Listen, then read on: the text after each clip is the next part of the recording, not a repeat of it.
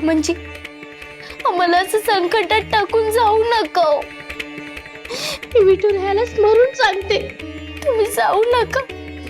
मी मी मी मी तुमच्या समोर पदर पसरते. आम्हाला टाकू नका असं. मला फक्त तुमचा आणि आऊंचाच आधार आहे.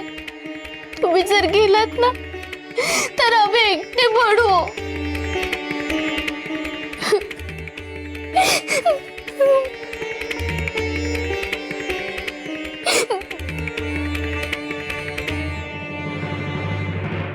एकदा ठेच लागल्यावर रक्तबंबाळ झाल्यावर पुन्हा त्याच रस्त्यावर चालण्यास काय अर्थ आहे? दिगू, तू मोठ्या मनानं तुझ्या बाबांना पेढीवर बसवलंस, पण पुन्हा तुझ्या बाबांनी गहाणपत्र वाटून टाकली, कर्ज बुडीत खात्यात काढली, तर पुन्हा आपण देशोधडीलाच लागू.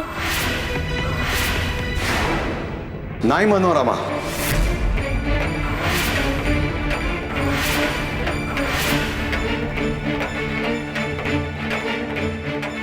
तुझ्या पेढीत व्याज, गहाणपत्र, सोनं नाणं, संपत्ती यात मला काडीचाही रस नाही. सगळं तुझं तुला लखलाव असो.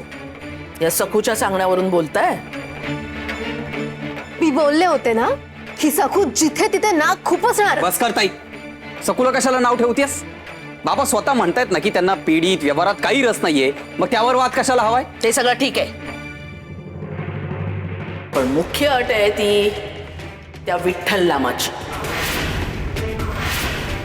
इथे या वास्तूत मामांजी विठ्ठल नाम घेणार नाही.